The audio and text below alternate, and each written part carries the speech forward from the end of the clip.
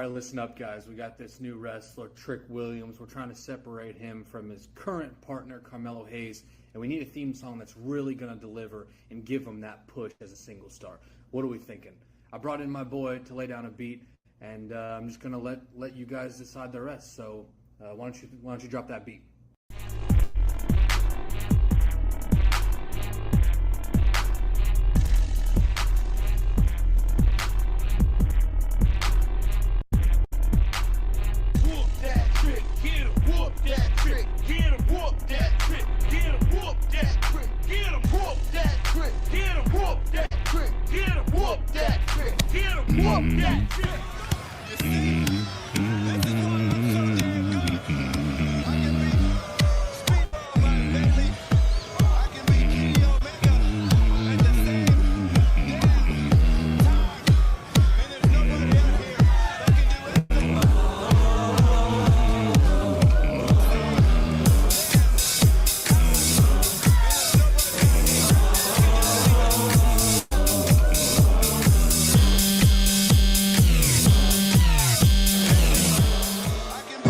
Yeah.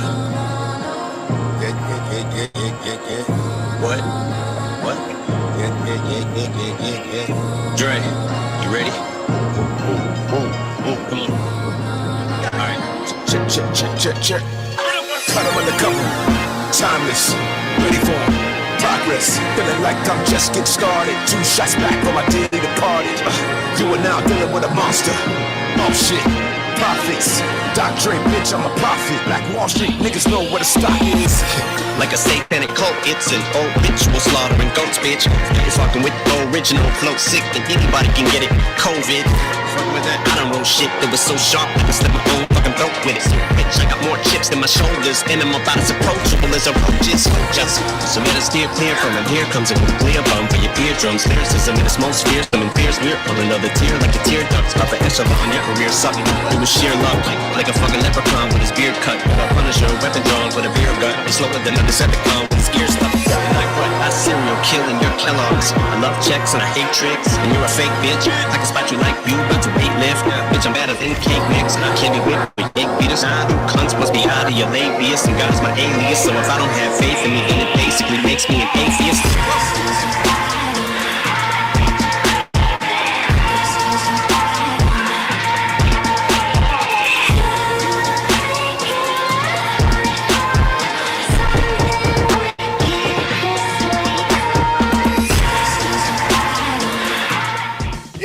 To the Rolex. I'm in reverse. Keep stealing. Wheeling dealing. Limousine right. Bottles and bitches believe me back in business. The shit I be smoking entirely recommended. It's all of my niggas pushing the limit. Mile high got me over here in the front. All right, it's a grimy.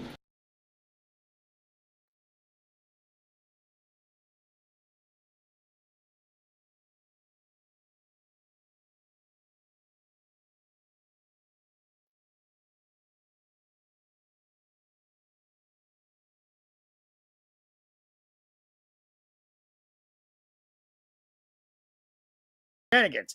Now, today we don't have those shenanigans because let's be realistic. Tonight is what has been dubbed as the annual Tank Bowl, Dumpster Brawl, Garbage Game. Pick whichever you like. It's basically all a matter of who's basically going to have that number one pick in next year's UFL draft. That's the best way we can put it, but let's be realistic, folks. Let's keep it as much of a buck as we possibly can. Nobody's really thinking about today's game. I'm not gonna lie to you. Nobody's really thinking about today's game, and well, it's probably with good reason. In fact, it's probably got the best reasons in the world. But we did at least sit here and ourselves some fun. We did have ourselves some really good high octane games this week.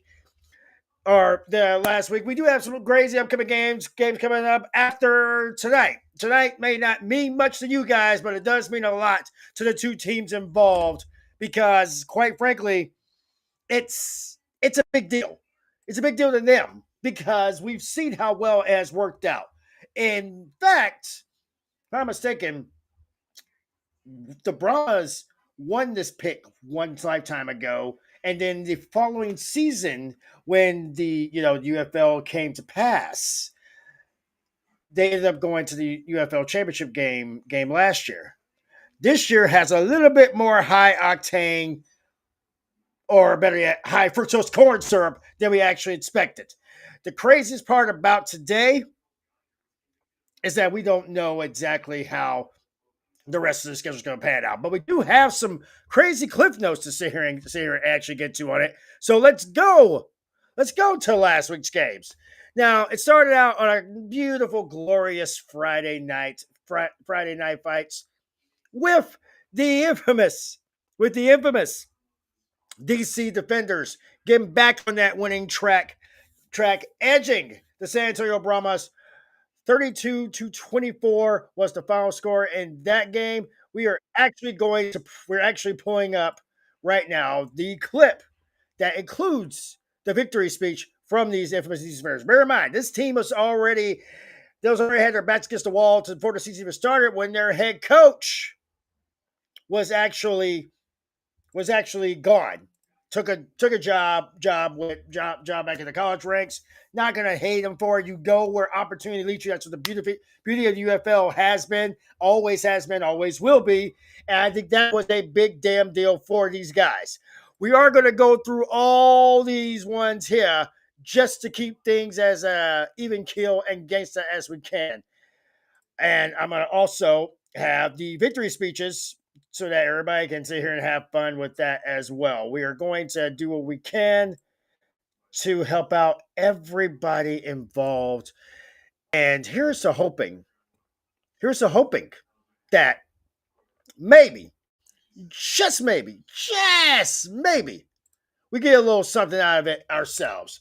We also have the biggest one. While we're getting this pulled up, we will go to that Defenders brawl stat line, which actually worked out pretty well, depending on who you were actually asking about. Depending on who you ask, that worked out pretty damn well for the right people. The Defenders managing a very, very, very monumental fourth quarter and defeating the Brahmas 32-24 on a very productive fourth quarter stance, courtesies of those infamous Brahmas. And let's be realistic. This was probably like the game everybody probably saw coming. But we all know how this basically turns out. We all know how this goes. We all know how this basically rolls. It still was fun, though. So before we even sit here and get started, I'm kind of in a mood. I'm in a mood for something. So let's go. We usually start out with big time victory speeches, but I think today we're going to start out a little bit different. Today we're going to start out with the top plays from Week 7, and ironically enough, we go to the land that actually sat here and gave us a little whoop that trick. We go to Memphis. The 1980s, on second down, Duggan wants to throw it, and he does, delivers the goods, and they are grabbed. Pearson came back a little bit for the touchdown. And from 13 yards out, here comes Max Duggan. For Pearson, you're going to get a couple of short routes from these two outside receivers, and then Ja'Cour Pearson just right over the top of them. Gets one-on-one coverage, end up switching off. The try for the win for Michigan. Tawa driving to the end zone. Michigan wins it. An improbable comeback for the Michigan Panthers, who take it 25-24, ripping victory away for the Arlington Renegades. And Tawa. I know I sat here and said it was a crazy last-minute win for that one, but damn, that was gangsta. Okay, Michigan, we see you. Toa would not be denied. Great block on that left side by Cole Hicatini, the tight end number 80. He seals this left side right there, and Ta'atoa then has a lane, and he gets it into the end zone. They convert for one. They had 3 third-down conversions on the drive. Perkins was outstanding all day long. Mike Nolan saved the second with the timeout on the Perkins scramble. Ready? To go. Tom has time. Over the middle, got a man wide open. Powell, touchdown, defenders.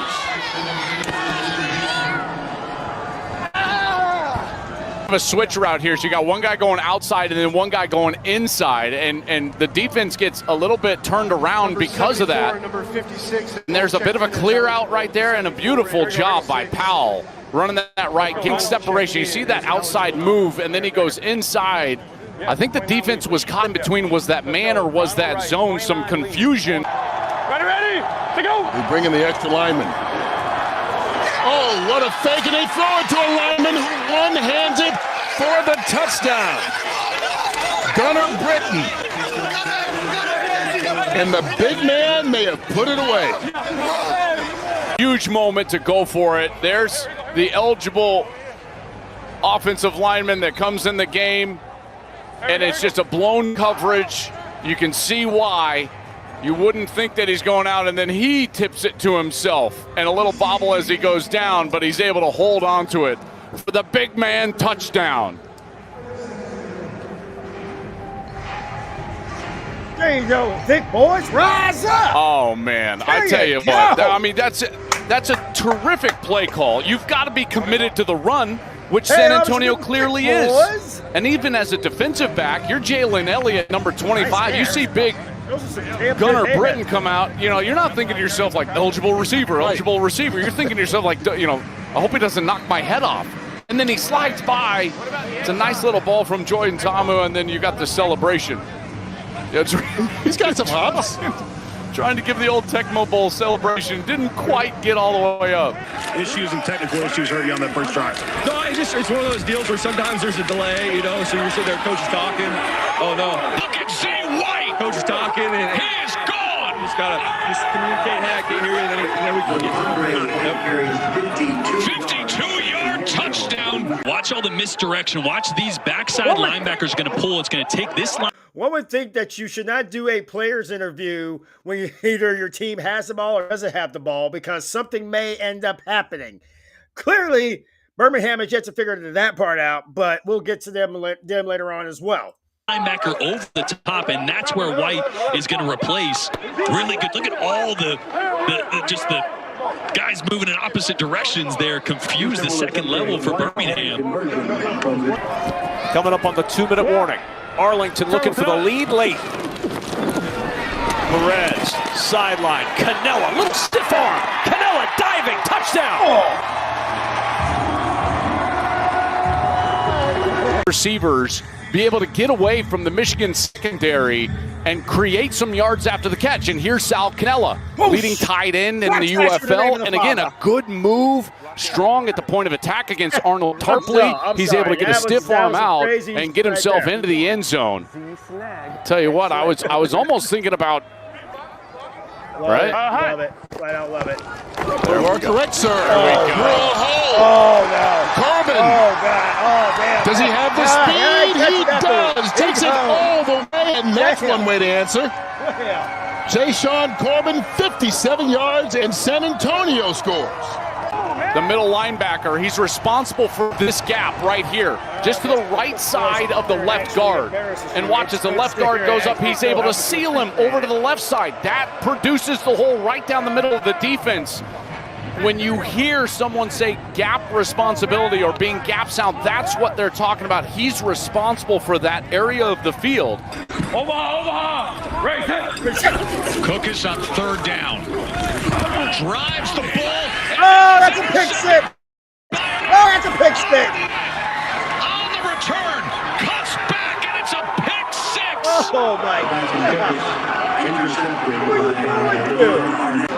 Oh, it's just a really bad decision by Case Cookus. Originally wanted to go to the right, comes back to the left, trying to throw, I'm not sure, 2 guys in one spot, but Arnett was all over the stop route on the outside to Marlon Williams. That ball has got to be 3 rows deep in the stands.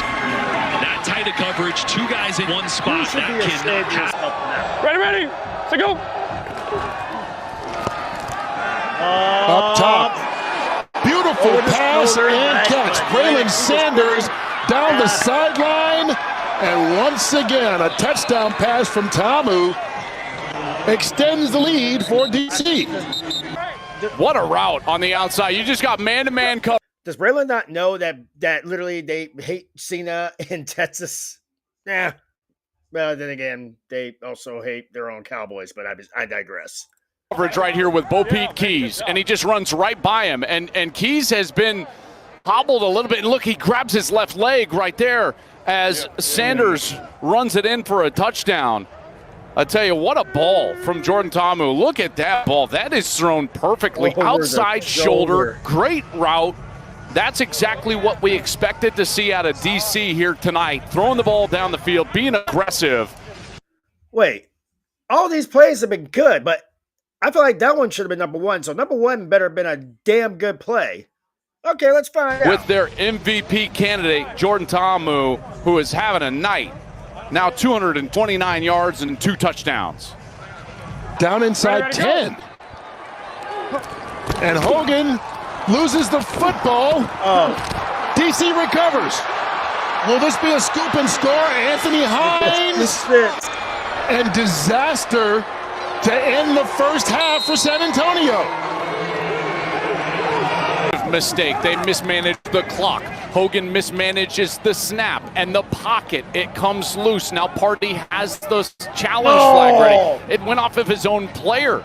A la Mark Sanchez. Sorry, Sanchez. It just happened. It just came out. I don't know what to tell you. And then here we go. It's a touchdown going the other way. Unbelievable. If they were going to take that amount of time, they should have just waited and called timeout and kicked the field goal. And then exactly what I said you could not do, which is... Oh, God. Are you kidding me right now? Are you kidding me right now? This what they doing? This what they doing?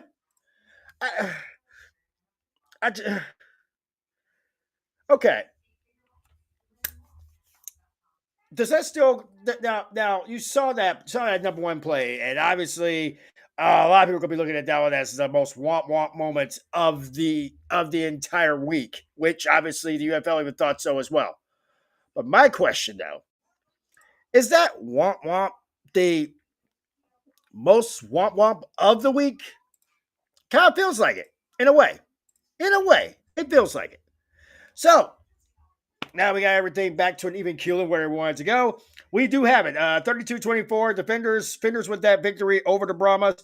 Ta'amu finishes up with 278 yards. Jackson, 19-24, 278 yards with 3 touchdowns. Jackson with 10 attempts, 45 yards and a touchdown. And Sanders, Braylon Sanders, that 1 catch, 76 yards and a touchdown. He was the leading score. Was the leading receiver on that team. For the Brahmas, Hogan showed some promise. 20 of 31, 230 yards, 2 touchdowns. We're not even going to mention, what we just saw, which is running into his, oh, God, that was Mark Sanchez-esque. Not completely. Sorry, Mark, but your butt fumble still qualifies as the most bonehead move by a quarterback in NFL history, and that says a lot. Corbin finishes up with 109 yards on 9 carries and a touchdown. Pretty impressive for that one, if you ask me. And Kirkland finishes up as the leader of the Brahmas with 7 catches, 52 yards and a touchdown.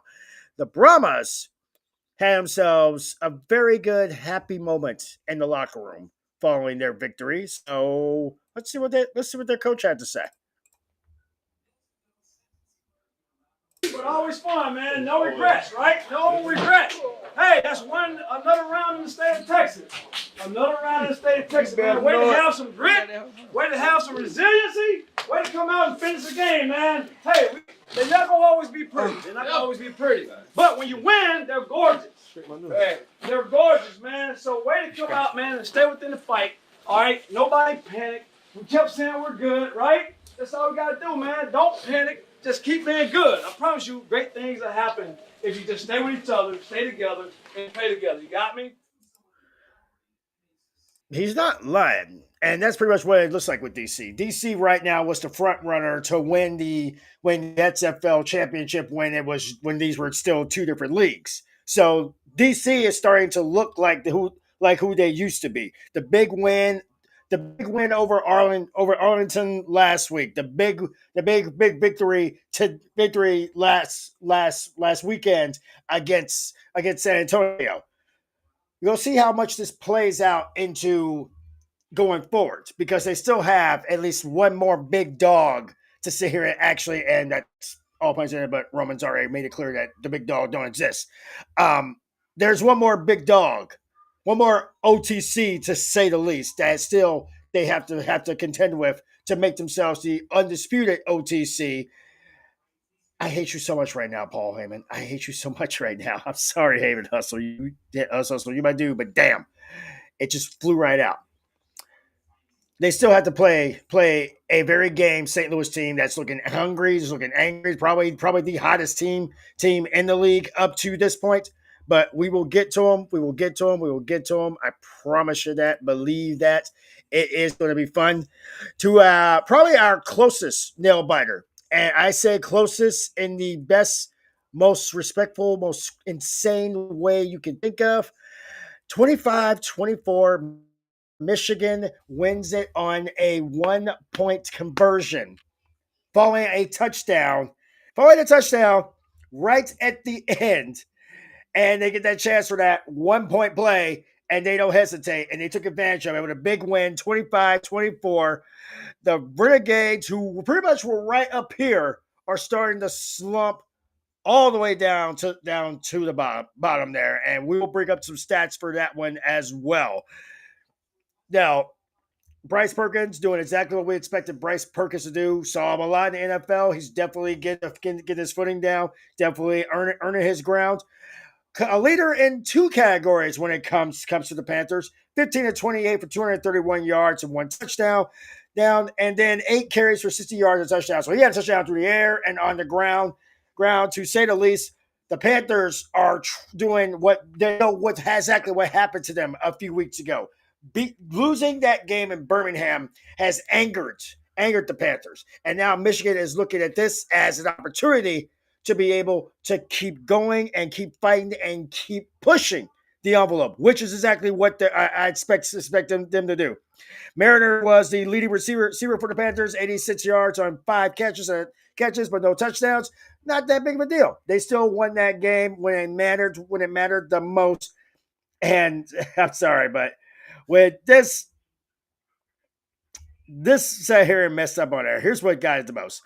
Here's how very good the Renegades are, even in a loss. Luis Perez, 25 of 34 for 314 yards and 2 touchdowns. Even in a loss, Luis Perez still got that swagger on about 250, 350. That's how good that was. Hunter pitches up the leader on the ground with 18 carries for 35 yards. Vaughns had himself a holiday, as always. 127 yards on 9 catches and a touchdown. Panthers improved to 5-2. Keep that stranglehold on that number 1 spot. Don't let Birmingham get a little bit, too relaxed. But they got some big concerns. This game's gonna be good. DC versus Michigan. I look forward to that game. That game's gonna be good. Good. Arlington tragically falls to 3-4.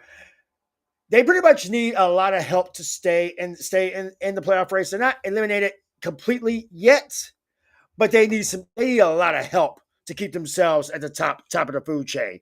Speaking of affirmation Panthers, their coach also had something to say after that victory. So let's go to him. Hey guys, listen. Hey, awesome victory, guys, for the simple reason we stuck it out the entire time to the very end, made a lot of big plays, all right? Great job, all right? Excellent win. Listen, they talk about resiliency now. That's resiliency, all right? That's sticking it to the end. Great job. A lot can be learned from that game. We all know that. We did not, in case you were wondering, play our best game, but a lot of credit to them now. They played their ass off trying to beat you, all right? And they knew they had to do their best game to do it.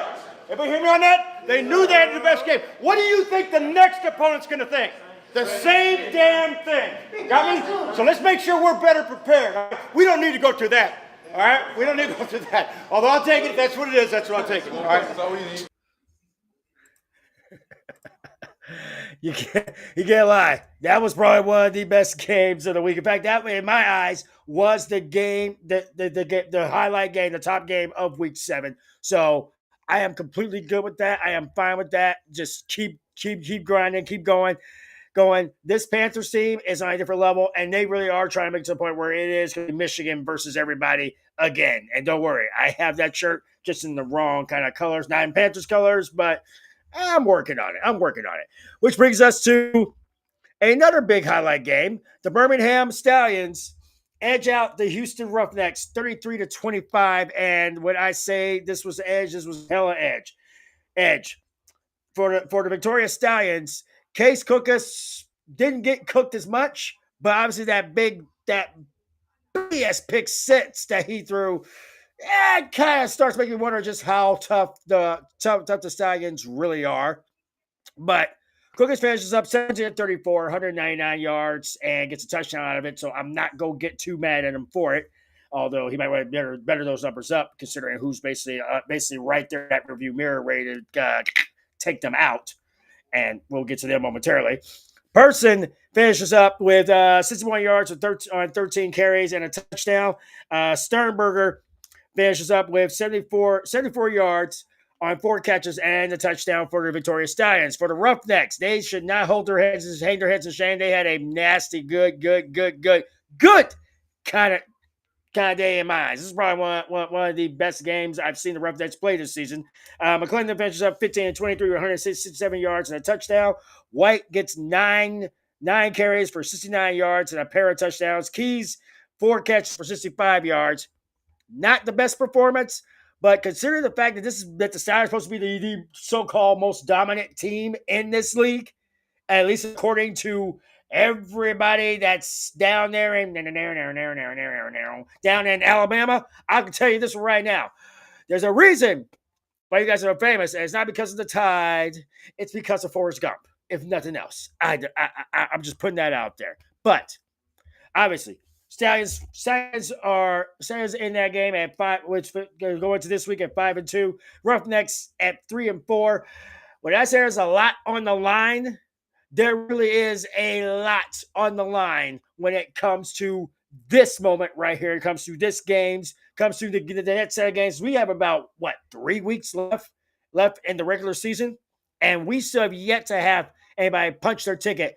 But we do have 4 good ones literally going for it. Let's hear what the Stallions, what the Stallions coach had to say after that big win they had last week. Little shaky early, but one hell of a way to finish. That's the way to finish a football game. We said at halftime we needed stops. And boy, did you show up with stops. Great job defensively. Great job. Offensively, it wasn't the prettiest thing. But you know what? We got it done. We found a way, and that's the most important thing. Found a way, went down, took the lead. Just proud of so many guys that are stepping up. We are so blessed to play the game. Told you before, nobody's here for by accident. We're all here for a reason. I love you, and I appreciate you. I'm proud to work with you. Great job today finding a way to get this done. Great job.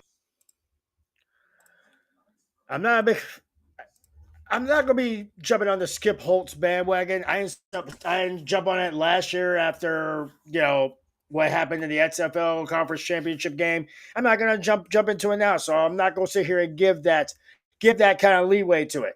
However, I do have to admit, when you want gritty, you want tough as nails, you want hard work, look no further than what these guys in the UFL are doing. And this is not just basically Birmingham. This is Michigan. This is St. Louis. This is DC, Houston, Memphis. Yes, I'm putting Memphis in that category. Arlington, San Antonio.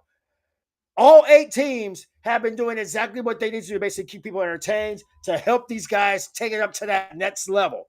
To that next level known as the NFL. Because that's where pretty much that road goes. They all remember the infamous Jake Bates story. They all remember what he did did last year, putting the UFL on the map, making them a actual, seriously legit spring league. Now, people may not be wanting to embrace the spring league yet, but if you saw what we saw, you'd be all about that spring league. Just putting that out there. Which brings us to our finale of Week 7, which was my boys, the Bellhawks, going into Memphis. Hopefully not basically getting whooped like a trick, but instead of doing the whooping themselves. Wasn't the prettiest, wasn't the most dominant, but as Dom Toretto has said once, no matter whether it's an inch or a mile, winning is winning. And in this one, there's obviously was some things that hasn't been worked out there. But in fairness, Bellhawks walk out of Memphis with a big 19-9 win over the Showboats. Wasn't the best performance by them, but this is where you find out just how good your defense really is when they actually can go in there and they can do what they do best. Duggan finishing up 158 yards, 15 of 23 passing with a touchdown. Leading rusher. This is how bad it was. Leading rusher. 10 carries, 57 yards, and a touchdown. Jennings just shining bright like a diamond. 3 catches for 61 yards. For Memphis, win 21 of 34, 196 yards passing and a touchdown. Prince, 44 yards on 17 carries. And Adams, 69 yards on 4 catches and a touchdown to go with it. As I've said before, wasn't the cleanest, wasn't the smoothest, but iron sharpens iron the last time I checked. And that's exactly what it comes down to when it comes to making that final push, that big stretch, when you know for a fact that you got to basically put it all out there. And that's, I feel like, would be exactly what a coach would say to their team after that big victory. Amen. All right, hey, great job, man. Great win, 5-2, baby. Yeah! I love being a winner. Hey, it's amazing to me, okay? Everybody wants sexy, everybody wants blowouts, man. We want finish. I want games finished, and that's what we did, man. Give yourself a hand for that. The best part about this victory, guys, is we can clean up so much and be so much better. Please accept that in your heart this week. We got a huge matchup. You got a huge matchup because you put yourself in position for it, right? All right? That's all you can ask for. Now you got what you want. All right? You got to have a great week of practice. You guys are off tomorrow. Get your mind right and enjoy this victory, baby. Let's go. Break it down. Let's go. As I said before, gritty. That's the main point. This is probably like when I say the UFL is blue collar football, that's what I mean by blue collar football. Yes, the fans pretty much are probably at the point where the fans are probably not going to be going as crazy as the NFL fans are.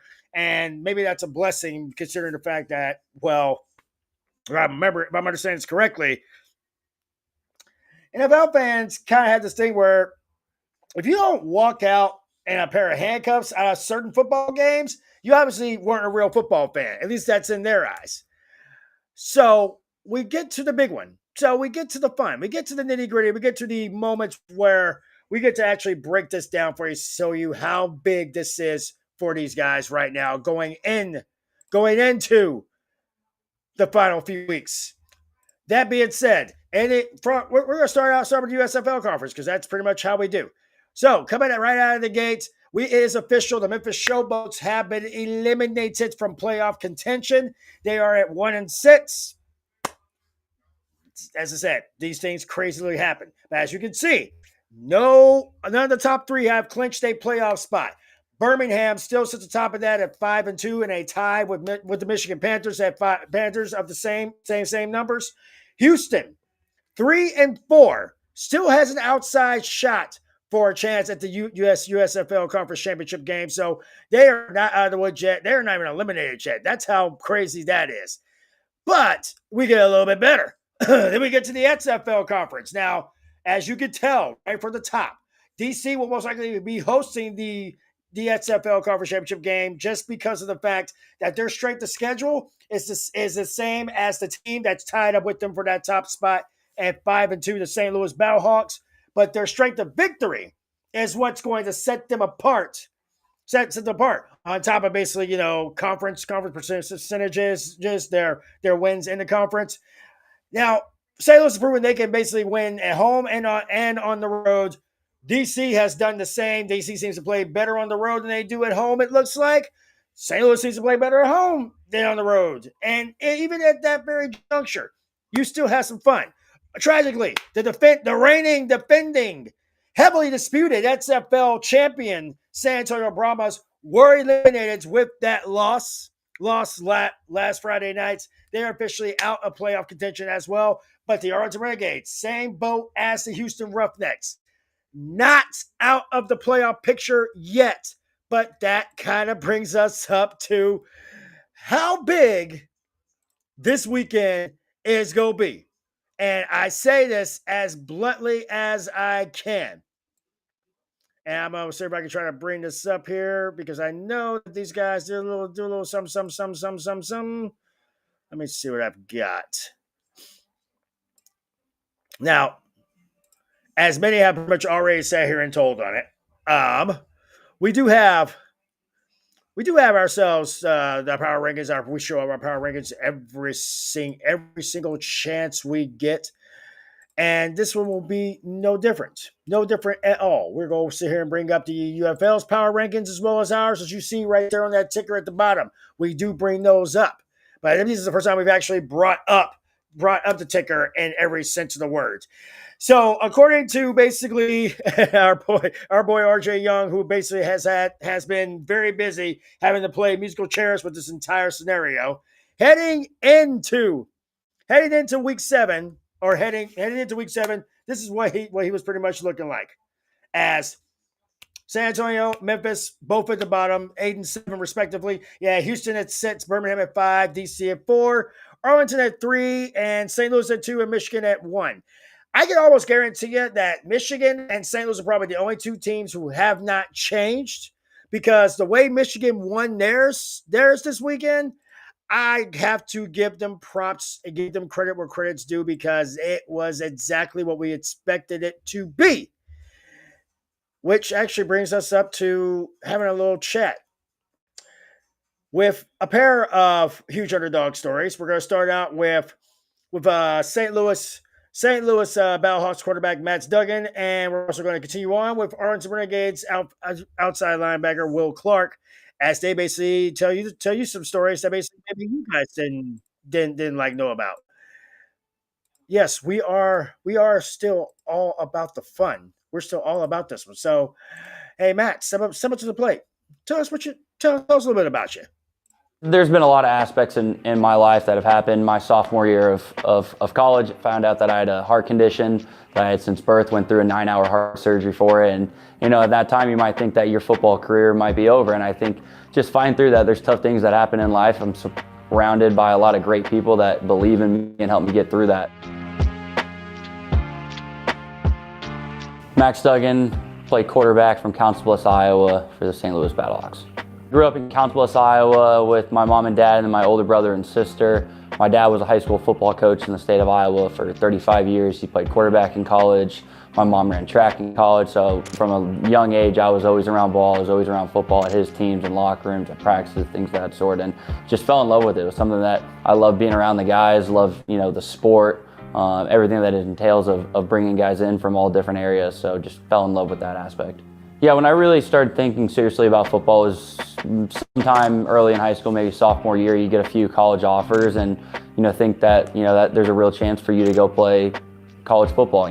I go to TCU and play there for 4 years. I love TCU, the football program, the university, the town of Fort Worth. And there was a lot of ups and downs in my career over 4 years of, getting benched, losing games, going to the national championship, getting an opportunity to go play professionally, and selected in the 7th round by the Chargers. And it was a great feeling. I think just focus on the journey and the process. I think don't get too bent out of shape on the future or the past. I think be present, be where your 2 feet are, enjoy the process and the journey. So when it's over, that's what the dream is. I think the UFL does a great job of just giving people the opportunity to develop and continue to play the game that they love. I'm extremely grateful for this league and to be here. I'm excited to be a part of this league, and I know a lot of other guys are. There's a lot of talented players and coaches that are part of this league, and hopefully it continues on moving forward and gets better and better. But extremely grateful to be part of this league and just keep on developing.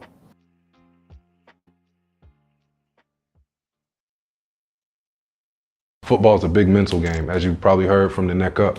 You got to study and know what's happening in front of you, behind you, to your left and to your right. And also, too, you got to study your opponent. Will Clark, I'm from Pittsburgh, Pennsylvania. I'm 33 years old and I play for the Arlington Renegades. Grew up Pittsburgh, small neighborhood of Wilkinsburg.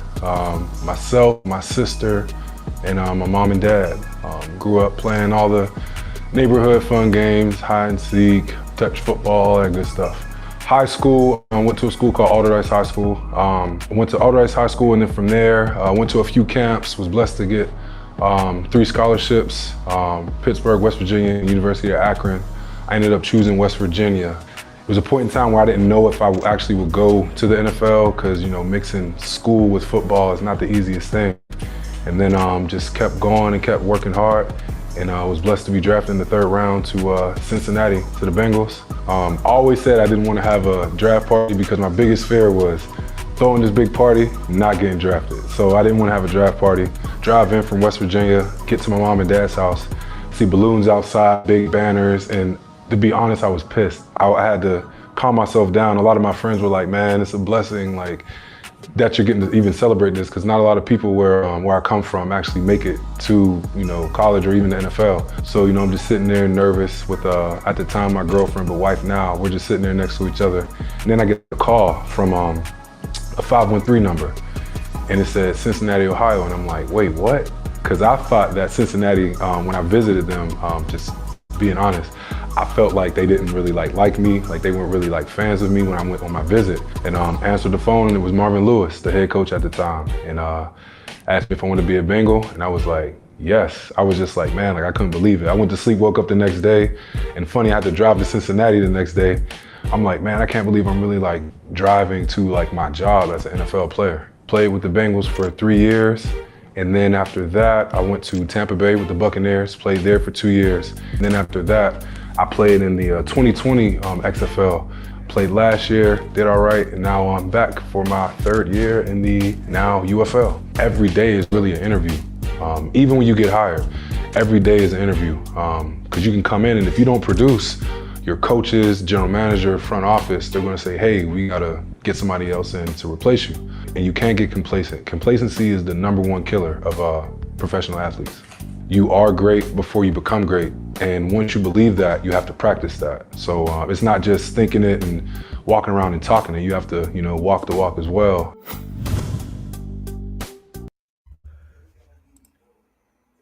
He's not kidding. He's not kidding. You could be the best at anything that you do. You could be the best in the world at what you do. But if you basically get comfortable, not try to strive for something a little bigger, a little bigger, a little bigger every single time, it may come back and bite you in the ass. And that's exactly what he's pretty much here going with. It was rather interesting being able to sit here and see that most of these guys who, kind of put into the pile when it comes to when it actually comes to the NFL. And those 53-man rosters, they're big, they're huge. And people literally kill themselves to try to be on those 53-man rosters. And it gets to that point where you feel like your dreams are taken from you if you aren't getting drafted, if you aren't getting your ticket punched, if you aren't becoming that guy. Even if you become Mr. Irrelevant, you still have something to sit here and feel good about. At least in the eyes. In everybody's eyes, that's kind of pretty much what it honestly comes down to. But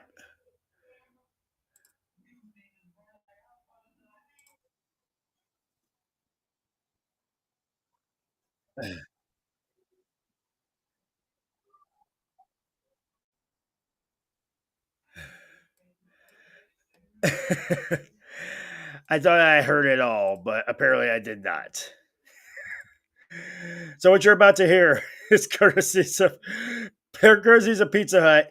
Is what they call their hot mic moments. They have a lot of these. This is the first time we've actually sat here and shown these on the Aftermath. But I'm figuring my head, well, I'm trying something new, so let's give that a shot. Here you go. Hot, hot, hot, hot.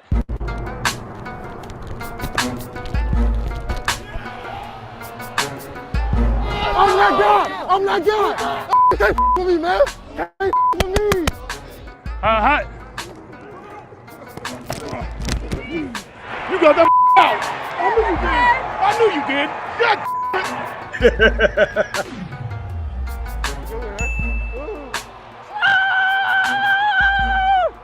Yep, there go that monkey wrench. Boom! Yes, sir! Boom, boom, boom, boom, boom. Hey, let go. Yeah! Yeah! Now everybody wants to listen to me. Yes! Yes! Yes! I love it. One. CJ! What has? CJ, I love it. Way to catch that, baby. Come here! Hey, right.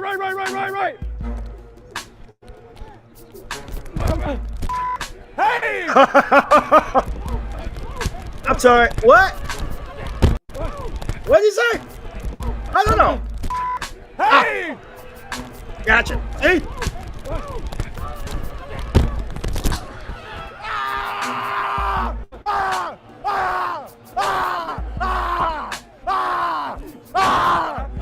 Stay on that motherfucking neck.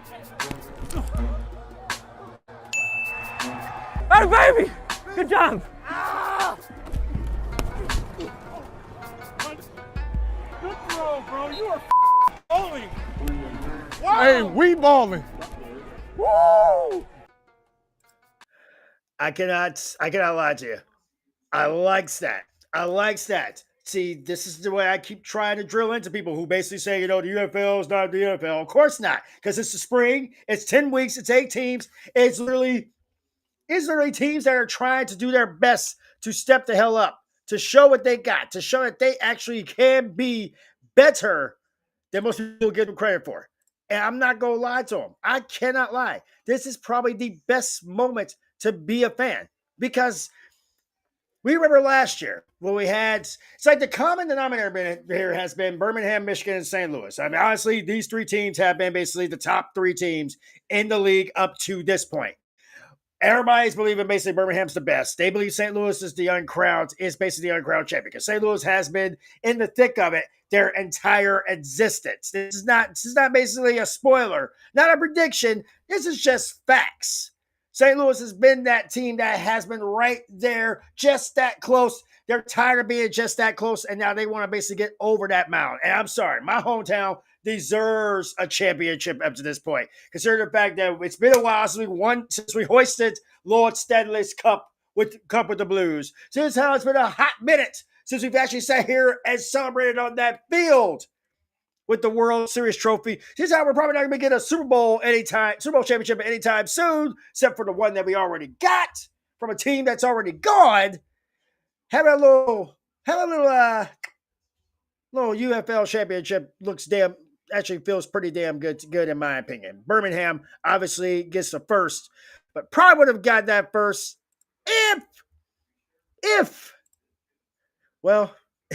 if somebody had sat here and kept things interesting, kept things gangsta. And by that somebody, I mean the San Antonio Brahmas and of course those Seattle Sea Dragons, who I'm hoping will be back. Will be that team that gets their name pulled for next year. I look forward to watching the return of the Seattle Dragons. Drop the C thing for the love of Pete's, because it's just not. We know you guys are the Dragons. We know where Seattle is. Oh, at least I should know where Seattle is. We already know. You ain't gotta put the Sea Dragon in front of it. You might as well just call yourselves, the the Seattle Sea Monsters when you guys come back. But I like the Dragon colors better. And I'm pretty sure I'm not the only one who probably agrees with that. So let's go into the nitty-gritty of it because we are getting close to that one. We're getting close to that time. We got to basically put our focus off of week 7 and put it on week 8 where it needs to be. Because, well, when I tell you it's coming. It's coming. And right now, at this very point, I am feeling damn good about about everything that's coming up here.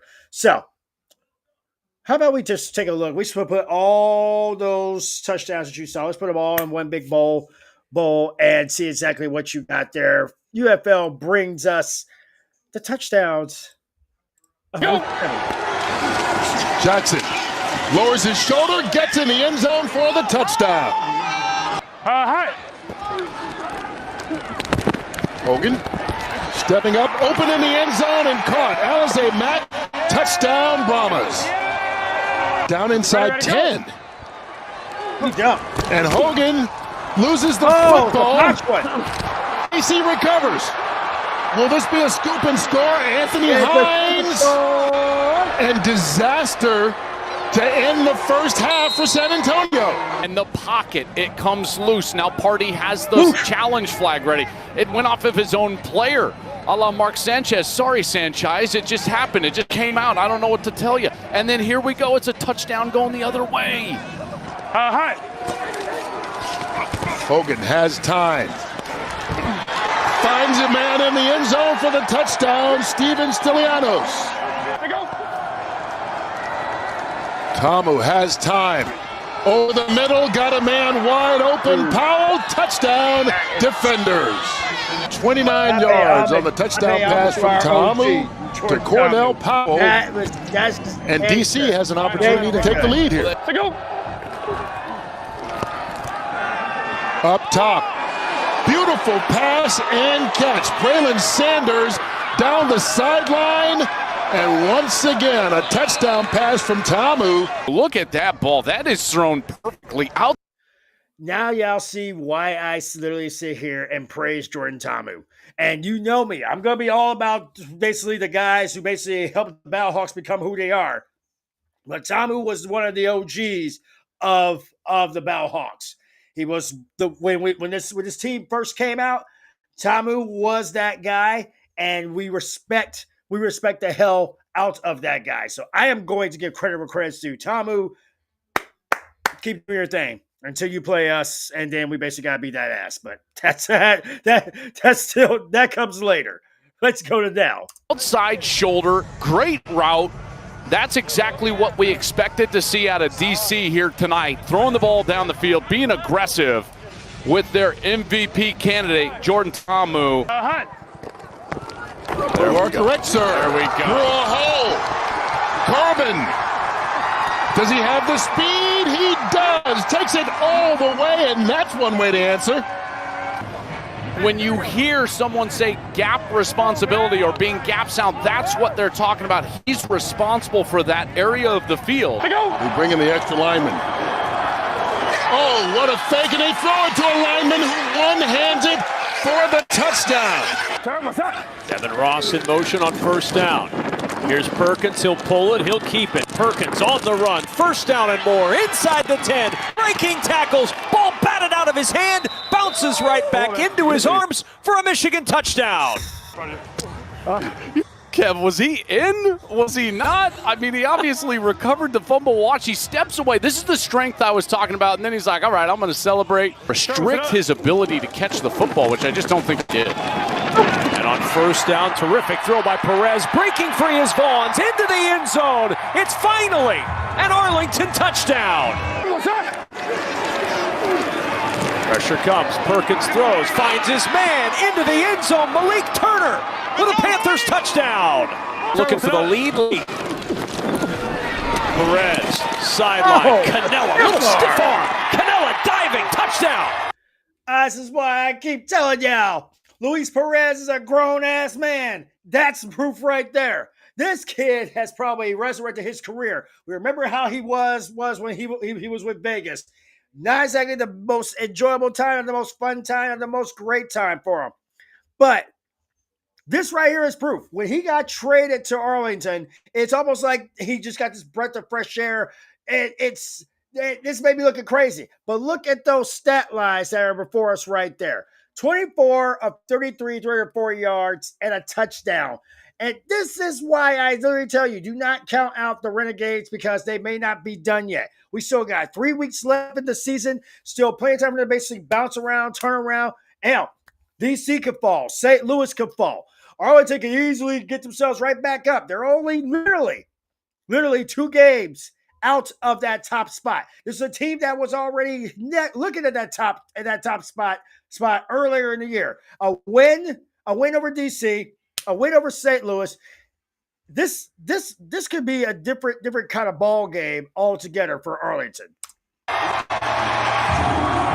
on 3rd and 1, Michigan looking for the tie to the goal line, stretches the ball out, Toa touchdown.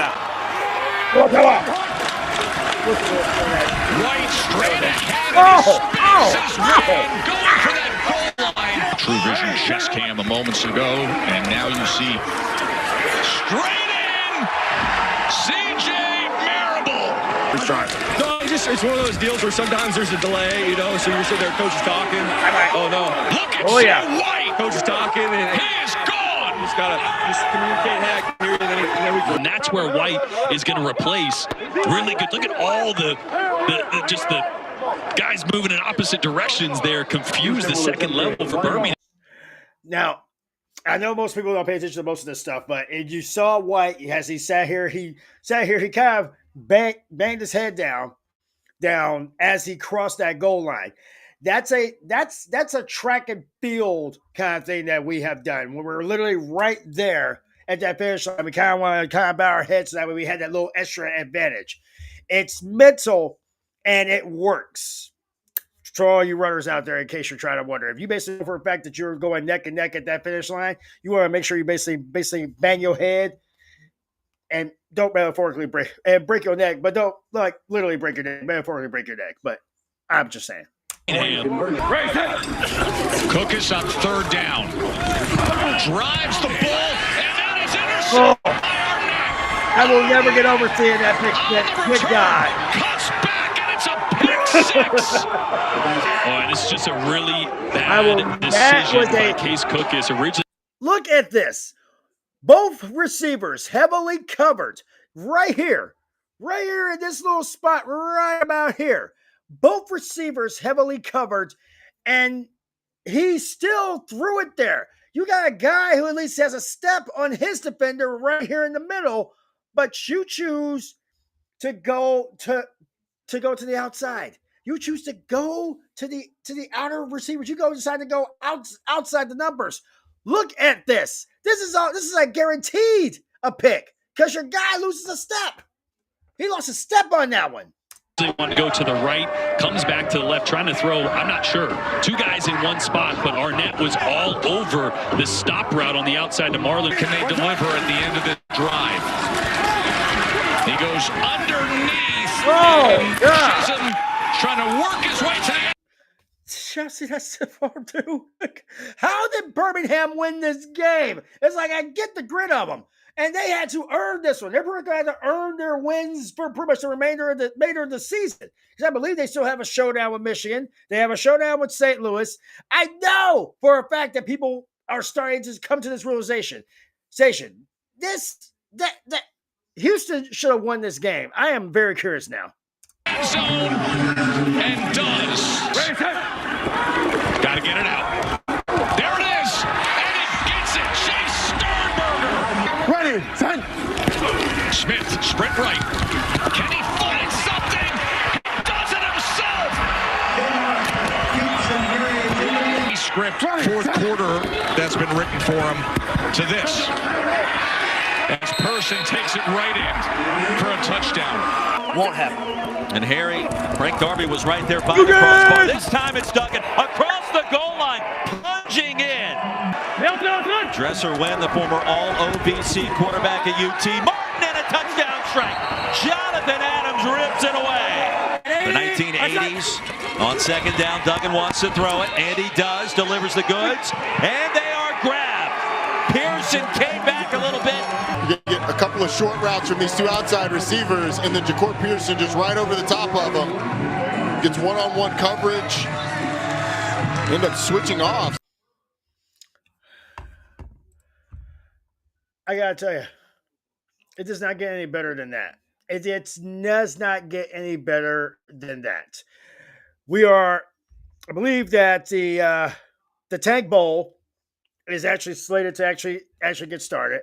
I'm actually wanting to see some playoff scenarios there right before we actually get ready to wrap it up there. So, but let's go into what we got going on for Week 8, which is probably, as I said, one of the most important games on the circuit. With this one happening right now at this very juncture, you have to sit here and look at this from this aspect. And when I say positive aspect, I mean legit positive aspect, because this is probably going to be a time when everything is going to go down. And just to keep things as gangster as possible, just a show of how everything is going to be actually legitimately possible. I've got a little something I got to say here to take care of here momentarily, but let's get back to this one. We're going to go to, we're actually going to go to the fun. As I said, Showboats and Brahmas will be playing tonight in the Tank Bowl. Winner of that one actually gets the number 1 pick in the draft per the rules. Love those rules. Gotta love those rules. And I'm trying to get to the playoff scenarios so that way we can at least get to that one, because I know a lot of people wanted to sit here and be able to know exactly what's going on and what's happening and everything in between. That's a little bit crazy, but okay, let's go with that. Here we go. As I have sat here and brought into the realization with everything that has happened, we have hellified playoff races coming up this weekend. Showboats and Brahmas is not one of them, but they are playing for that number one pick in the upcoming draft for next season. So that's going to be a big one. We also have, but we do have at least a couple of good ones. We have a good one to start out your Saturday. When I say good one, I mean a good one, because this is how big Saturday is going to be. This is how big Saturday is. Right here in all its glory. A potential UFL championship game preview as the Birmingham Stallions and the St. Louis Battlehawks will lock horns once again. Remember the last one they had. And this one, this is going to be very interesting, especially considering what the Stallions just did against Houston last week, and consider what the Battlehawks riding high, and they know for a fact that they have themselves a massive challenge in their hands. Beating the Stallions is practically like a rite of passage. It's like shaking Sinatra's hand, shaking Flair's hand, hell, shaking Cena's hand for that matter. This is how big this moment is. Is literally a rite of passage where you're basically here saying, we beat you, we're going to do it again if we see you in this one. A win for this one's going to be huge. Most likely the winner of this game is most likely guaranteed to be punching their ticket to the playoffs. And who knows, depending on the outcome of certain games that happen later on, this could pretty much, that loser could actually win this. Actually win this thing. Anything is actually legitimately possible. And right now, at this point, it is going to be huge. It is going to be big. It's going to be worth the price of admission. If you are in the St. Louis area, definitely go out, wave those UFL flags, wave them Battlehawk flags. Remind the Stallions that call is the law. But it's not going to be the last time, like the last time that the Stallions made it. Stallions were in St. Louis, where they practically shut out the Brahmas in that championship game. Then we got the Michigan Panthers and the Houston Roughnecks. As I said before, the Roughnecks are not out of the playoff race. They still have a shot. They have an outside shot to do it. But to get there, they've got to be able to contain Bryce Perkins, Toa Tawa, and that nasty Michigan offense that has been running on all cylinders. The last thing that actually been able to sit here and do that consistently was the aforementioned Battlehawks and even the aforementioned Stallions. I even throw a little bit in their direction.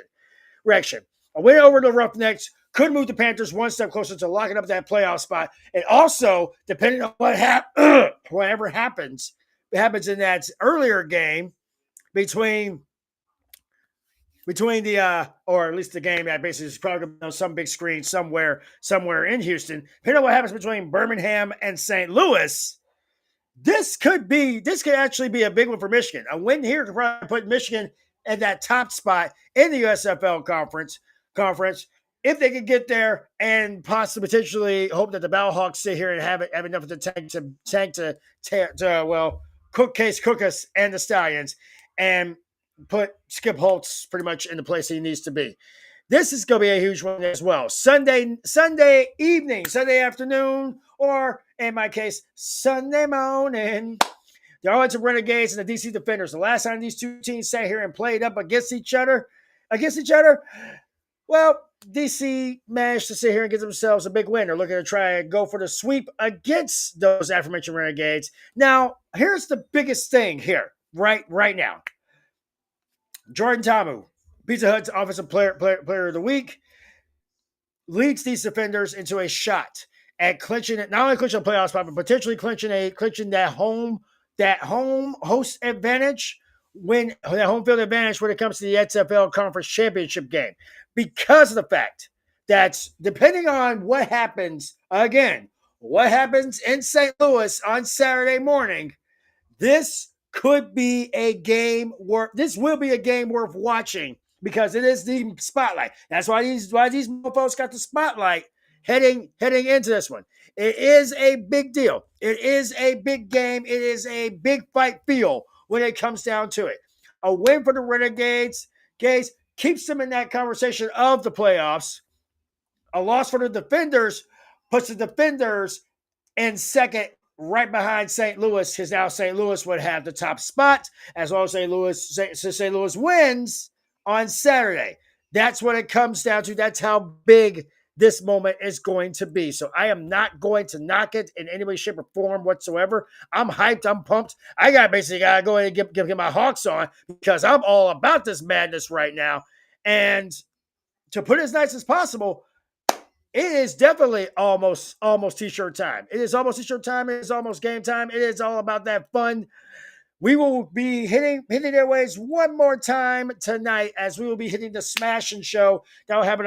We'll go ahead and just make that about 6:30-ish, something like that. We'll have some fun with it. Give ourselves a little bit of time to recover, to breathe, and everything else because we have some pretty big games coming up here. And to put it as nice as possible, this is where the fun is. This is where the action is. This is where the anarchy begins. When I tell you these guys are trying to go out there and give you everything that you want, everything that you desire, I'm not kidding in any way, shape, or form. This was probably a good time to sit here and be a football fan. And who knows? We might be looking at some pretty big monumental action going on. And we go do our best to sit here and actually bring it all to you. So enjoy tonight's Tank Bowl between Memphis and San Antonio. Both teams officially eliminated from the playoffs as of now, so no need to sit here and go too ape nuts about it. Also, look forward to it. Panthers, Roughnecks, and Stallions and Battlehawks both will be starting around the same time, which should be about 1 o'clock. 1 o'clock Eastern, 10 a.m. Pacific over here on the West Coast. And then the Sunday Nighter that actually will be will actually be kicking up and kicking the high gear. The Sunday Nighter or Sunday Afternoon, you can go a little quickie, go get a quickie because we'll have a little afternoon delight of our own. The Renegades and the Defenders will be sitting here starting up as well. I'm going to sit here and I'm going to go and grab my gear because apparently I have to sit here and show my show my fandom to the United Football League just a little bit longer, just one more time tonight. I'll see you guys. We'll see you guys in about, give or take, hour or so. We'll be doing the Smashing Show. Kick back, relax, enjoy the ride, folks. This has been El Capitan, a.k.a. the Captain Rogers, a.k.a. Capitan Ford. As we sit here, we still continue to pay homage. Tonight coming up on the Smashing Show, we'll actually be talking about, well, the man himself. Sharing some great Sabu moments. Also sitting here talking about basically the NFL schedule release. And we may break down some key games, because I see the schedules. There's some games that actually have my attention from other teams besides my own. So we'll see how that plays out. Either way, folks, thanks so much for sitting here joining. Have yourself some fun. Have yourselves a blessed Friday. Be safe out there if you are going to go out. Have some fun if you're not. But above all else, remember to keep it tight, mofos. This has been the old Captain. This voyage is over for now. We'll see you guys in a little over an hour.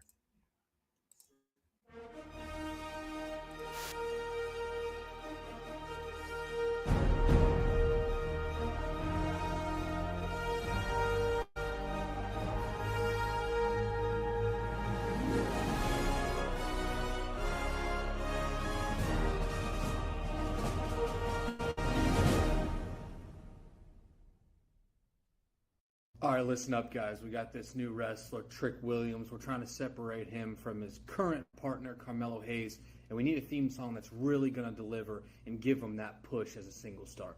What are we thinking? I brought in my boy to lay down a beat, and I'm just going to let you guys decide the rest. So why don't you drop that beat?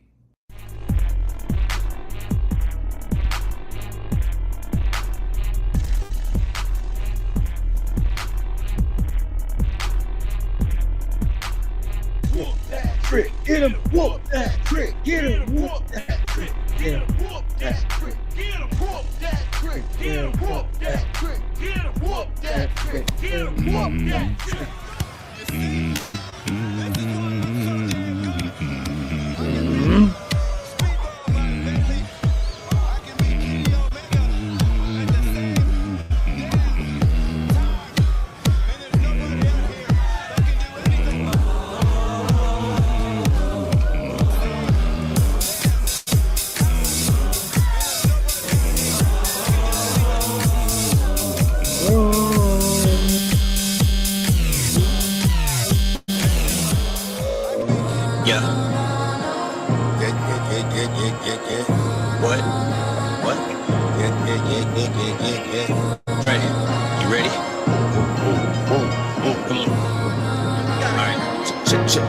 Check. Cut him undercover.